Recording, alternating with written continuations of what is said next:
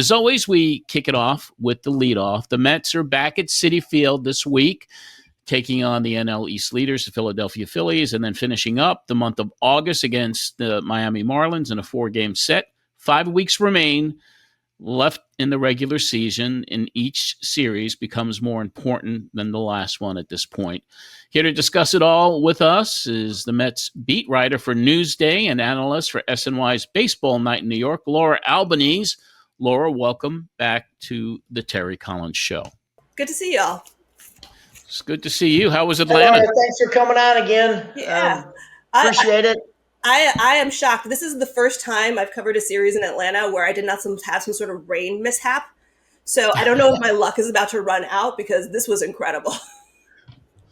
Well, you got some really good weather in New York this week, that's for sure. So, the Mets are home. The Mets went 3-3 on this road trip, losing 2 or 3 against the last place Nationals. They won 2 or 3 from Atlanta.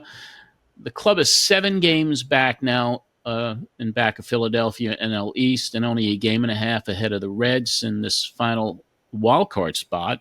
Only 32 games remain. Are we at the point, and this is obviously for both of you to have a discussion, are we at the point where the NL title is out of reach at this point with 7 games behind Philadelphia, and the only chance the team has is to be this wild card spot, the third place wild card spot? So I'd like to get both of your assessments on that. I mean, I think the perspective, the player perspective and the reporter perspective are 2 very different things. I think if you're an athlete, you want to go for that NL East spot because, I mean, why would you try to just go for the wild card? But frankly, what is it? We have 30-something more games left. I think trying to secure that wild card spot is the most realistic option for them. Specifically, you look at this last road trip against the Nationals and the Braves. And sure, there were a lot of bright spots. Nolan McLean looks like the real deal. He genuinely was impressive. I have concerns about the bullpen. We're talking about guys. I had written an article about Ryan Stanek and Ryan Helsley, and it's like, wow, they throw 100 miles per hour, but they've been throwing it right down the middle, and major league hitters don't miss that these days. So I have concerns about that. The offense is heating up, but this is a pretty difficult stretch right now. 3 games against the Phillies, then you do Marlins, and then that's going to be that really pivotal series. They have first Detroit, and then they have Cincinnati. So, I mean, you do whatever you can. I have that Cincinnati series absolutely circled in my calendar. Well, Laura, I will tell you, I understand exactly why you said, hey, look, but you know what? You go out every night, and you got to take care of business. At this time of the season, when you got 32 games left, you can't worry about yesterday. You can't worry about tomorrow. You got to play tonight's game and figure out how to win tonight's game. And yeah, there's some issues. I mean, the offense is heating up, but are they heating up because they didn't see real good pitching? Because they're going to see some better pitching against the Phillies. So what you have to do for me, it always comes down to playing the game fundamentally sound. Catch the baseball when you're supposed to, throw to the right bases, back up the bases, make pitches, work the sides of the plate, just like you said. 100 miles an hour in today's game down the middle, that doesn't bother major league hitters. So you got to start making pitches. So, but I tell you what, for me, it's always about that big medal that's there to win the division, because that's what you play for. And when that's out of reach, okay, worry about the next thing involved. Because if you keep winning games, who knows what's going to happen at the end? And we've seen a lot of 6 and 7 games leads towards the end of the season get wiped out because the Mets get hot and the Phillies get cold. The Phillies, they just lost to one of the best pitchers in the game. So you don't know where they are emotionally. So I think you just got to say, hey, look, let's go win this thing, because when you walk through those doors, it's about winning anyway. Yeah, I really like that mentality because, sometimes I think about, and not to call it the quote unquote losers mentality, but the mentality that, okay, I'm good enough for second place. And you don't want to think that way, even unless you're actually mathematically eliminated. You want to think like you can reach the absolute pinnacle, because second place when you hit the playoffs doesn't mean absolutely anything. So of course, yeah, you go in every single day as if this one game could be the key to turning everything around, or be the key to kind of creating the sustained win streak. I don't know what you saw, and I guess I'd want to see your perspective on this, because in a lot of ways, the Mets really haven't been defensively sound in a way that we necessarily expected earlier in the season. We saw a little bit of that turnaround in the first 2 games against Atlanta, but then we saw a lot of regression in the third game. Just personally, what are you seeing from their defense in terms of just literally catching the ball? Well, Laura, I got to tell you, I've had arguments with a lot of people in my past, but I was always taught pitching and defense win championships, and so I agree. I mean, I was watching the game. I think it might even have been yesterday's game. I'm watching the game, and then the announcers came on. And they said, well, Taylor should be in center field and Mullen should be in left field, but he doesn't want to play left field. And I'm thinking, wait a minute. If this is the best way to go, put the people where they're going to be the best.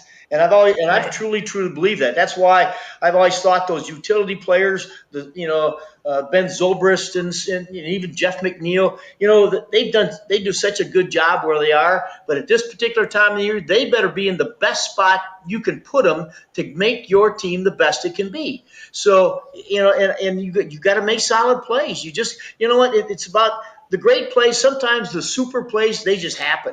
But it's that everyday routine play that you're throwing to the right base, you're getting a lead runner, you're hitting the cutoff man to keep the batter runner from advancing. Little things that help you win baseball games, and that's what I got to see right now. Because with 32 games to go, those are the mistakes that are going to keep you out of the win that division. Yeah, I was thinking about that yesterday when I saw that the ball that Jerickson Profar hit. I'm like, well, does Tyrone Taylor make that catch? Because Tyrone Taylor is a defensively superior center fielder. And I'm like, and even if he doesn't make that catch, I think 1 run scores and not 2. And suddenly it's a different ballgame because then the Mets score a run later on in the game. So, I mean, these are the types of things where, sure, hindsight is 20/20, but they're going to matter. They're going to matter a lot down the stretch because, I mean, I know it's a cliche, but at this point, every game absolutely does count. I totally agree with that. I really do. I think that's what the announcer said. Well, and again, in those situations, is the base hit going to beat you? And if that base hit's going to beat you, then you can't worry about the double. You can't worry about the ball over your head. You got to, it's always about, here's an analytical stat. You always take what's the most common ball. It's going to be a single, right? There's a heck of a lot more singles hit in every game than there is doubles. So, was he too deep? I don't know. I didn't get a really good perspective of where they lined up. And again, maybe their defensive analytics and defensive charts said, nope, we got him in the perfect places. Well, then, you know what? Then the Atlanta Braves got lucky and hit the ball where nobody was standing. So, but I agree with exactly what you said. This is the time you got to step up and make plays. Yeah.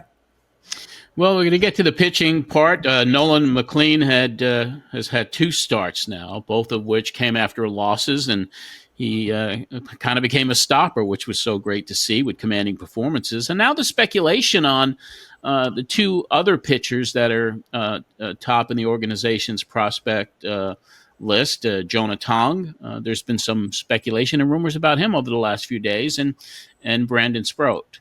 And there could be a change with Brandon as well. So, Laura, based on what you heard about their promotions, of anything, this week, and then TC, should the Mets bring up these young prospects to help at this late stage of the season on the pitching side? So, Laura first. I mean, with Brandon Sproat, I think Carlos Mendoza indicated pretty clearly that they're preparing him for some sort of role with the Major League Ball Club. They worked him out of the bullpen. It did not go particularly well. That's only the second time in his minor league career that he pitched out of the bullpen, and it was one of the worst outings of his career. I don't know how much of that is because he worked out of the bullpen. I don't know how much of it is nerves at the idea that this is your audition to make it to Major League Baseball. So it'll be interesting to see how they use Sproat. I think it might be a little bit risky using him out of the bullpen. I know that they were higher on Nolan McLean's stuff, and that certainly has not disappointed. Jonah Tong is fascinating to me because, clearly this kid knows how to pitch, but, how far can you get when you have these 2 dominant pitches and then your secondary stuff is still sort of in development and you've kind of just fast-tracked all the way through the minor league. So how will this play? That being said, we're getting to a place, they're in the middle of a 16 straight, and they're in the stretch run, and your arms you got to be rested for the postseason. Sometimes you just need bodies too. So, I know that the chatter around calling up Jonah Tong is louder than it certainly was before. I don't think it was much of a thought earlier in the season, but he's impressed them that much. Well, Laura, you hit it. I read the story today what Carlos was talking about Sproat, and years ago when I was the farm director, and again, I was very lucky. I'd already been as a major league manager before I became the farm director. So the one thing I learned is, a lot of guys, when they're minor league starters and they get called to the big leagues, they don't start because you've got a rotation. So you're putting the bullpen, and now you're asking guys with no experience coming out of the bullpen when you're a young guy to learn how to pitch. So when I was the farm director, we took the likes of Chad Billingsley, Jonathan Broxton, Han-Chi Kuo, and we made them be relievers. We made them spend 2 weeks during the summertime where you got to learn how to pitch out, get yourself ready in the bullpen to come into a game because you don't know what your role is going to be. So I understand that. Okay, it may be, hey, look, maybe this guy has to throw. Sprout's always been a starter. He's used to throwing 45 pitches to warm up. You don't have that luxury as a bullpen guy. Sometimes you got to get up and get ready as fast as you can. So I take it as a learning, as a development tool. I also believe that I don't know Tong. He could walk through my door right now, wouldn't know who he is. So I've never seen him throw one pitch ever. But that's why you have scouts.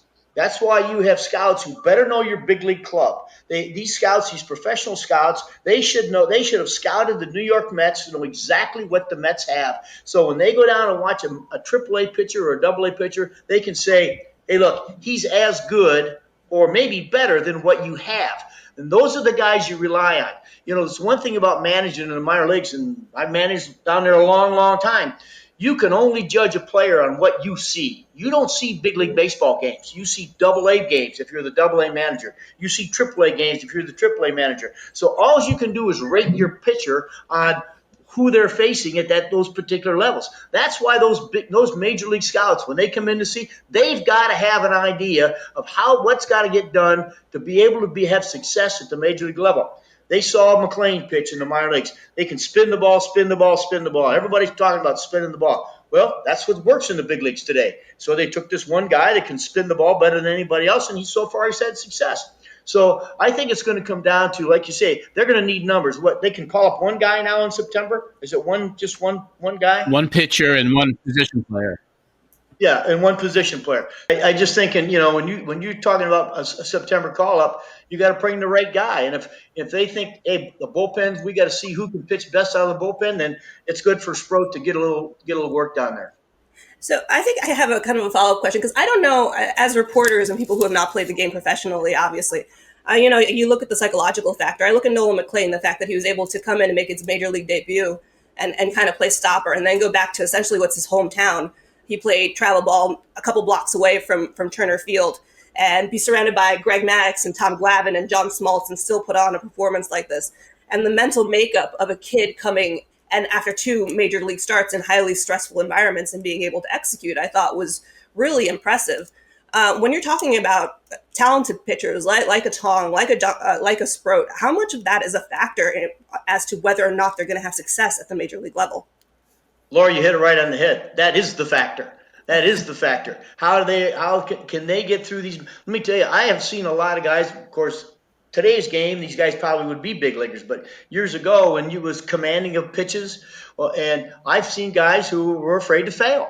And so they had good arms. Sometimes they wanted to back off so they could throw a strike, and they got knocked around, even though they had good arms. In today's game, these guys, as we're watching right now, was successful, pitchers throwing 100 down the middle of the plate. If they get to the size of the plate, those pitches are a little bit better. So I think what you just said is exactly what's got to be the key, and that is, are they mentally tough enough to be put in a stressful situation, and be able to deal with it? McLean might be one of those special guys. I go back a few years ago, and you guys remember when the Tampa Bay Rays brought up David Price. They took him to the World Series. This guy went from AAA, came up, started. They put him in the bullpen in the playoffs, and the guy took him to the stinking World Series. So there are special people, and maybe he's one of them. But I'm sure when it comes to one of these other guys, there's going to be a lot of input from the AAA staff, the pitching coaches, the minor league pitching coach to make those decisions. But, Laura, you hit it right on the head. It is all about what's up here. That makes sense. I'll continue with pitching. This will be the final topic for this week's leadoff, and TC, ask you something, and then Laura, I'd like you to follow up with Terry after his answer. David Stearns and Carlos Mendoza have now decided to have their rotation pitch on regular rest instead of the extra day rest, and bypassing what you would call a six-man rotation for the rest of the season. With Clay Holmes laboring a little bit, seems every time he hits the fourth inning. Sean Manaea still seems to be almost like still ramping up because he missed most of the season, and there's still that concern about what he's got, loose bodies in his elbow. So you have that part of it. Kodai Senga has never pitched on regular rest during his Mets tenure, and David Peterson has been kind of the workhorse. But, at this point of the season, people get tired as well. And then Nolan McLean comes in, successful but short sample size. So, TC, your opinion on this decision on going to regular rest instead of extra days rest, and bypassing that six-man rotation to a five-man rotation this part of the year. And Terry, to reminisce back in your day, how difficult was it to manage a pitching staff in September? Well, to start out with the first part of the question, I'm an old school guy, John. I believe, you know what, you get five starters and they're the best guys you got. You got this time of year, you got to run them out there. And you know what you do? You cut them back in the middle in between starts. You know what? Hey, look, don't worry about a 35 or 40 pitch bullpen in the middle after you had 2 days off. Cut them back to 25. They're coming back early anyway. So I've had pitchers in the past. Matter of fact, in 2015, we tried to go to a six-man rotation because we were worried about innings limits at the end, and we got into September, and I'll take it anyway. I mean, I had Matt Harvey was the first guy to walk in and said, "Give me the baseball. Give me the baseball. I want to win." And those guys, they can do it. All you got to do is work with them. Make sure you back them down. If they have an outing where they maybe go 90 pitches, maybe the next outing, cut them back to 75. But you can do it. You got to be able to manage it, but you can do it. And in September, it's all about managing your pitching. When you're in a pennant race, it's all about managing that pitching and that bullpen. You're going to use a guy now, and I know Diaz is the closer and you save him, but once in a while, he may have to pitch in the tie game. He may have to get you to the next inning. And he's shown in the past, he can go 2 innings if he needs to. He might have to have a day off the next day, but he can do it. And this is the time of year when, they're all in good shape. Everybody's getting a little fatigued. So what you try to do is you try to rest them as best as you can. Cut back their running if they run before a game. Cut back their running. Cut back how many balls they count now all your bullpen pitches you throw. Well, before the game at 3:00 they all play catch on that first baseline. Cut those back because it's about bullets in the game that count right now. Yeah, no, it's big boy time. And frankly, what are you going to save your bullets for if you don't make the playoffs? So I mean, absolutely right. So exactly right.